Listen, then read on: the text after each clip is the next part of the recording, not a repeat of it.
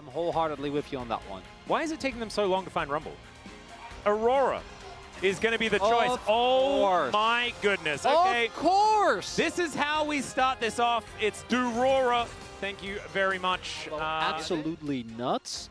But it does feel to me a little bit flimsy. This is the type of composition that can quickly fall apart if we see individual pieces out of order.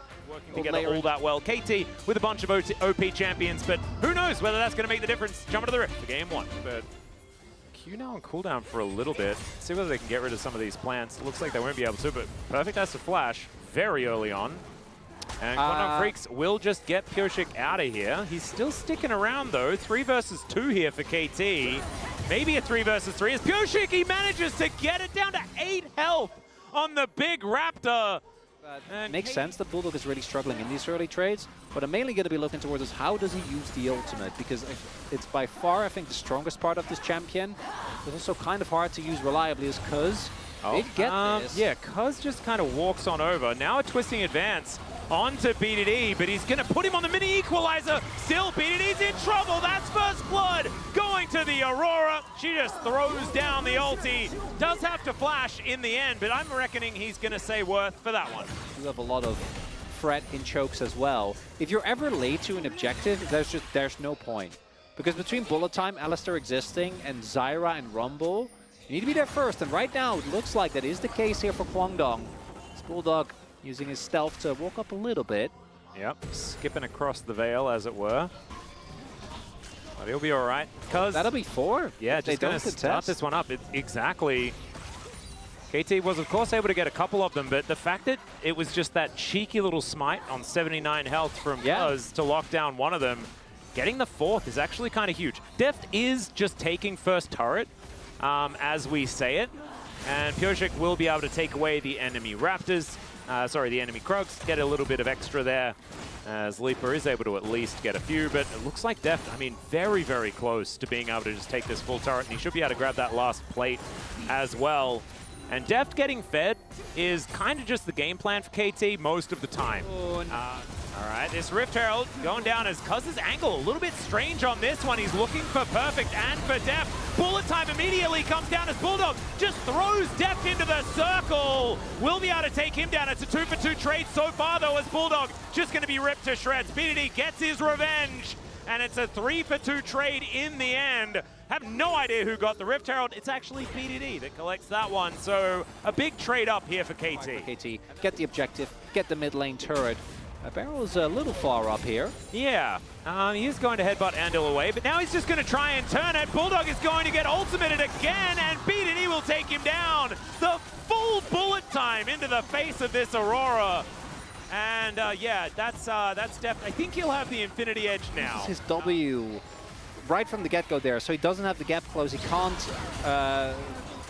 get out, he can't use the stealth. And then here is don't have the damage. That is a Barrel with ultimate, so isn't really any way to take him down.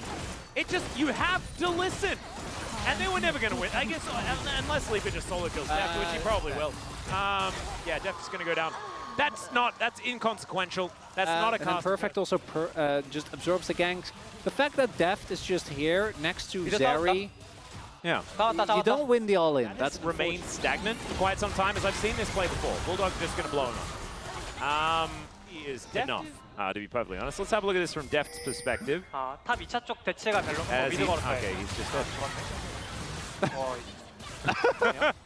he's like, what just happened? Masquerade, Barrel also going for the, and I did have to look up the name, Synchronized Souls. All right, we're going to have to interrupt you there momentarily. Stranglethorn's going to be full-on avoided as Pureshik is put into a circle. He's the one that's going to be assassinated this time around, and BDD chased out. The Bramble Smash is so good, as at least the turnaround is pseudo there, but Leaper is getting certified. Barrel is going to fall down. It's a triple kill for the Zeri, and Quandong Freaks turning this game. I'm not sure.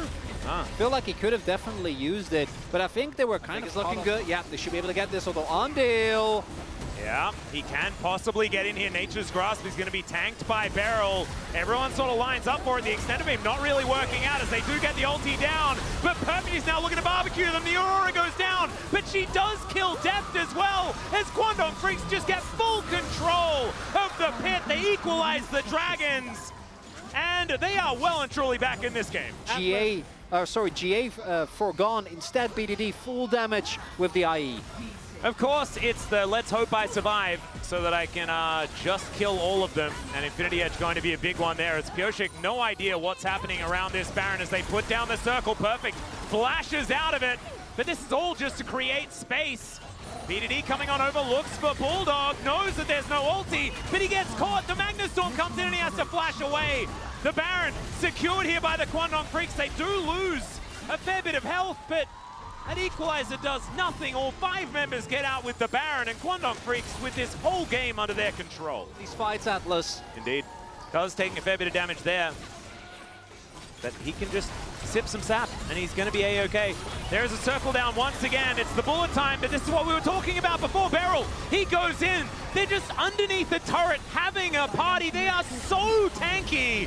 As Beryl, his aftershock goes off, his will looking pretty breakable as it does wear off. And Kwangdong Freaks just wandering casually towards these Nexus turrets, and they're looking to do it again, moving up to 1-0 in the series. The Nature's Grasp comes out just to get the finishing touches on this one.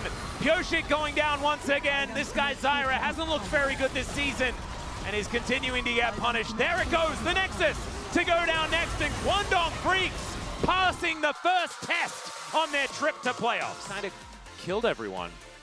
Kind of ridiculous having a look here, 23.1k, but a lot of it was a lot more valuable than what we saw out of BDD's 27.0.